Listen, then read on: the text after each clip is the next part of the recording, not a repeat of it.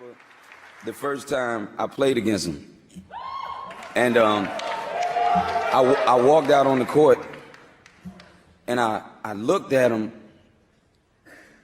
and for the first time in my life, a human being didn't look real to me. As I sat and watched that documentary Sunday, just like all of you, one thing truly popped into my head. Almost in anything we do, greatness normally comes at the price of some type of replacement, especially in sports. You can't beat LeBron if you're stuck worshiping him. Like, it just doesn't work that way. That's one thing I always admired about Kawhi Leonard. In this video, I want to talk about just that. This is when your idols ultimately become your biggest rivals. This is a camp that LeBron held 11 years ago for young, promising players. Obviously, I'm sure all the young players were ecstatic to soak up all this info from the greatest player living at the time. But for one player in particular, maybe he soaked up too much of the advice. There you see Stephen Curry wearing a Team LeBron shirt and not even knowing how much of a dent he was going to put on this man's legacy. 6 years after this very moment, Steph would meet LeBron in the finals, give this man his 4th finals loss, and by mid-2018, Steph would have his fingerprints on half of LeBron's finals defeats.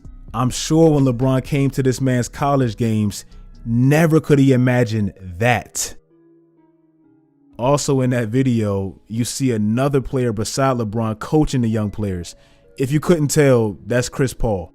At this point, Chris Paul was fresh off of his 2 best years of his career, and he was the best point guard in the league by most. And for a young player like Stephen Curry, he really idolized Chris Paul.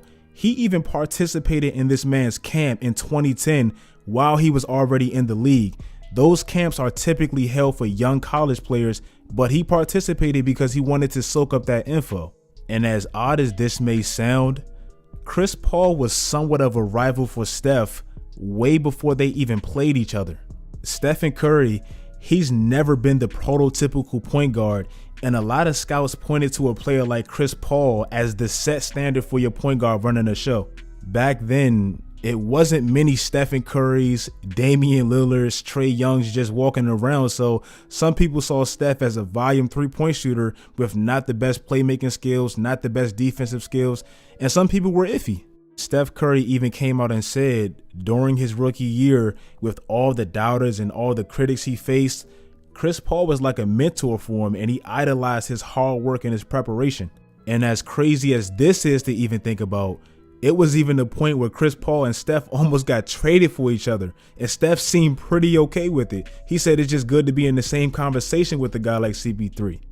But as Steph got better and better, as Steph gained weight, as Steph got more confident, he slowly but surely surpassed Chris Paul.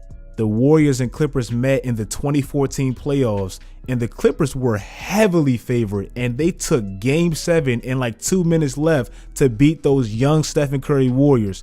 They were coming.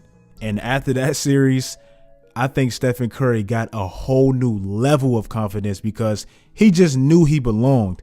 The next season, he won the MVP, an NBA title, and he beat Chris Paul head to head 7 straight times. Literally ran his ass out of LA. If you ain't trying to contend with the Warriors, then what are we doing? No, like, I feel. Why would you say you know what I mean? The Warriors haven't lost in the playoffs. Like, if you're not trying to contend with them, then what are you doing?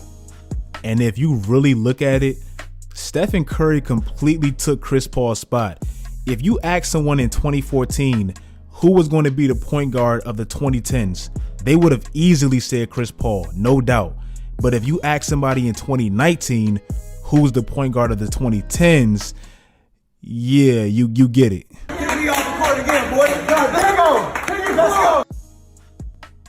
Dwyane Wade grew up in Chicago in the 90s, so it's pretty obvious who his favorite player was.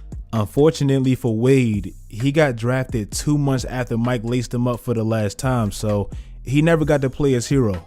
Instead, he played and he battled with the next best thing, and he took that challenge personally. I mean, he even said when he came into the league, Jordan was gone, so he had to go at Kobe 2 times harder. And in their second game ever playing, Kobe and Wade met on Christmas, and unfortunately for Wade, he was like the middleman. The storyline for the game was Kobe versus Shaq for the first time, so that was the headline, and D-Wade was really in the middle. Kobe gave him 42 and he lit him up, but he did win the game. Fast forwarding to 2012, the rivalry spiced up a little bit more.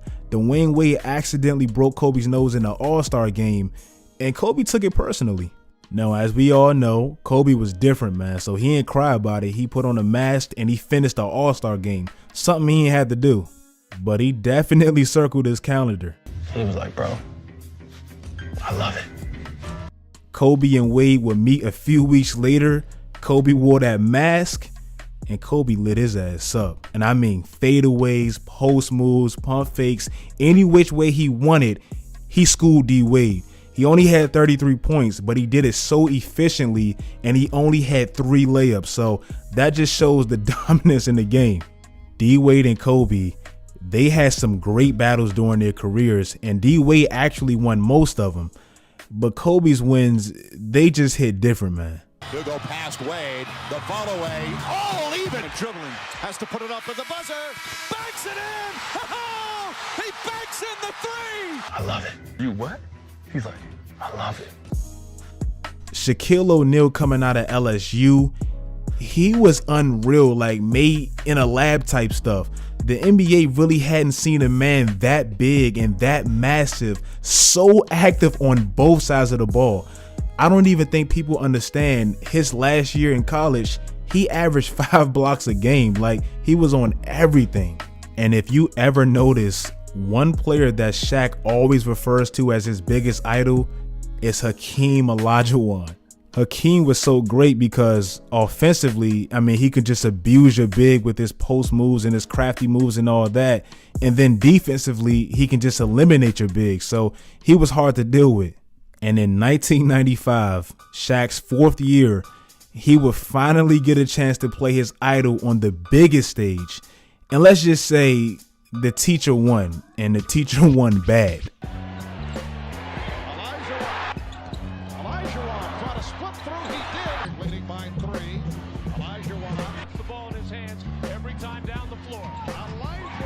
Working the entire NBA. That's an offensive foul. O'Neal, call for steps. Shaq's game was so based on his size and his bully ball and physical and all this stuff, and Hakeem just used what was between his ears and he outsmarted Shaq. They both had great numbers, but Hakeem was the more intelligent player, and it showed. Shaq, even though he won 4 championships, he never forgot about that. Well, he ain't better than Hakeem Olajuwon. Stop it. Michael Jordan's not. He's a guard. When Lonzo Ball got drafted, he made it very clear that LeBron was always his favorite player, even though he grew up in LA. And in just his 2nd year, he got the rare opportunity to play with him, and it just didn't work out. Their mentalities and how they play is way too similar, so it was just a bad fit. Lonzo and company got traded for AD, and this automatically made those 2 teams linked, at least for this season. This trade, it truly has the chance of possibly being the greatest win-win trade in NBA history, and I think Zion being the closest hype machine since LeBron, that just made this rivalry way more spicy. Michael Jordan, he's the greatest human to ever play basketball, and I'll just leave it at that. That's my opinion, and I stand by that. But who I think is second is definitely LeBron James. LeBron has always given Jordan his props, and he always admitted that he was his favorite player growing up. I mean, LeBron even stole his chalk toss, his numbers, and he's really always been that ghost in his career. LeBron's biggest rivalry, I don't care who he faced, how much times they battled, whatever, it was never anyone he played against. It was always the man he never even got to play, Michael Jordan. LeBron's battles were never wins and losses and all this stuff. He was always battling that perfect legacy set by Michael Jordan. But that's the end of the video. If you guys enjoyed the video, make sure you guys leave a like, comment, and subscribe. Also follow my Twitter, do all that great stuff, guys. And as always, until next time,